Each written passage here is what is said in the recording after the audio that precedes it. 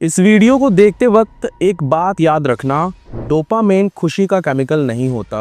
Dopamine होता है एंटीसिपेशनल का केमिकल, और जहां एंटीसिपेशनल है वहां कंट्रोल होता है। इस वीडियो में हम बात करने वाले हैं पेड रील्स, शॉर्ट्स, जो आजकल शॉर्ट्स ड्रामा एप्स चल रहे हैं, उनको आज हम इस वीडियो में एक्सपोज करेंगे।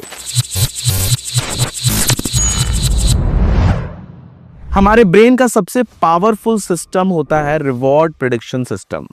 जब ब्रेन को लगता है कुछ अच्छा होने वाला है, डोपामिन रिलीज होता है हमारे ब्रेन में, और ये रिलीज रिवॉर्ड मिलने पर नहीं, रिवॉर्ड से पहले होता है। इसलिए पेड रील्स और सीरीज ऐप एंडिंग पे स्टोरी कंप्लीट नहीं करते, क्योंकि कंप्लीट स्टोरी डोपामिन को मार देती है। अधूरी स्टोरी डोपामिन को जिंदा रखती है। न्यूरोसाइंस के हिसाब से जब ब्रेन को क्लोजर नहीं मिलता तो एक इफेक्ट एक्टिवेट होती है, ज़ाइगार्निक इफेक्ट, यानी अधूरा काम दिमाग को बार बार वापस खींचता है। इसलिए यूजर फोन रख के भी एपिसोड के बारे में सोचता है, और सोचने का मतलब यह है कि डोपामिन ड्रिप।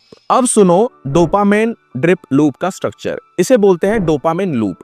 पहले ट्रिगर, फिर एंटीसिपेशन, फिर स्मॉल रिवॉर्ड, फिर क्लिफ हैंगर, फिर रिपीट। पेड शॉर्ट एप्स इसी लूप को 2 मिनट के कंटेनर में बंद कर देता है।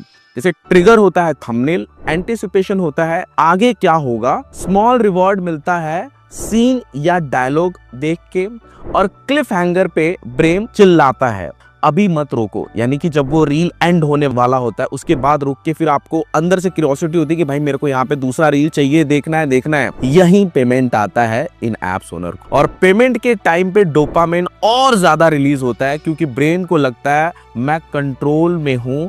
पर सच ये नहीं है मेरे भाई, सच ये है कंट्रोल सिस्टम के पास होता है, कंट्रोल उन एप्स ओनर के पास होता है।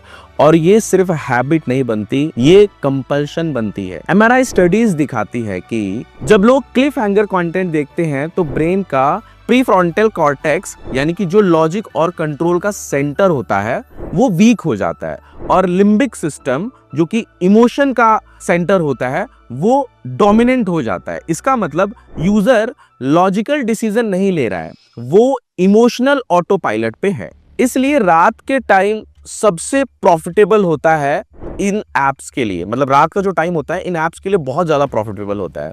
11 बजे के बाद प्रीफ्रंटल कॉर्टेक्स ऑलरेडी थका होता है, विल पावर लो होती है, और डोपामिन लूप और तेज काम करता है, यानी डोपामिन लूप में भी काम करता है और काफी स्पीड से काम करता है। इसलिए इस टाइम पे 10 रुपए का डिसीजन 100 रुपए का हो जाता है, 100 रुपए का डिसीजन 500 का हो जाता है, और 500 का डिसीजन 2000 का हो जाता है। यानी कि इस टाइम पे हम लोग डोपामिन को, मतलब और डोपामिन रिलीज हो, इसलिए कोई भी पेड रील जो हमको डोपामिन रिलीज करा रही है उसके लिए हम 500 देने के लिए भी रेडी हो जाते हैं। समटाइम अगर पेड एप्स पे नहीं तो कुछ ऐसी वेबसाइट पे, जो कि आपको पता ही है, जो लोग जाके सर्च करते हैं, है ना, तो रात का जो डिसीजन लिया जाता है दिन में उसका बिल भरा जाता है। और सबसे डार्क और कुछ चीजें हैं जो मैं आपको इस वीडियो में आगे बताऊंगा, तो इस वीडियो को पूरा एंड तक देखना है, स्किप बिल्कुल भी नहीं करना है। ये जो रील स्क्रॉल करते हो ना, भूल जाओगे इस वीडियो के बाद। डोपामिन का सबसे खतरनाक वर्जन होता है वेरिएबल रिवॉर्ड। कभी एपिसोड अमेजिंग होता है, कभी एवरेज, कभी बोरिंग। ब्रेन को पता नहीं होता नेक्स्ट रिवॉर्ड कितना स्ट्रांग होगा, और अनसर्टेनिटी डोपामिन को और बढ़ाता है। इसी प्रिंसिपल पे कसिनो, स्लॉट मशीन्स और ये पेड रील्स ऐप काम करते हैं। यस, आपको शायद नहीं पता है, कसिनो भी इसी तरीके से काम करता है, स्लॉट मशीन भी इसी तरीके से काम करता है, जिस तरीके से इंस्टाग्राम के एल्गोरिदम्स काम करते हैं। आपको कभी अच्छे रील्स दिखाना, कभी कुछ एवरेज रील दिखा देना, है ना। डिफरेंस सिर्फ इतना है, कसिनो में मशीन दिखता है, यहाँ स्टोरी दिखती है। और जब डोपामिन बार बार स्पाइक करता है, ब्रेन का बेसलाइन लेवल गिर जाता है। इसका मतलब रियल लाइफ चीजें बोरिंग लगने लगती हैं, कन्वर्सेशन खत्म, रिलेशनशिप खत्म, सब स्लो लगता है, सिर्फ ऐप फास्ट लगता है। यानी कि जब भी हमको कुछ चाहिए, हमको खुशी चाहिए, हमको कुछ सीखना हो, हम फटाफट ऐप खोलते हैं। और यहीं पे एडिक्शन का पॉइंट आता है। यूजर ऐप खोलता है खुशी के लिए, पर कंटिन्यू करता है नॉर्मल फील करने के लिए। अब बिजनेस एंगल से समझो ये जो मैं आपको बता रहा हूं। तुम कंटेंट नहीं बेच रहे हो। अगर तुम ऐप बनाते हो इस टाइप का तो तुम कंटेंट नहीं बेच रहे हो, तुम डोपामिन टाइमिंग बेच रहे हो।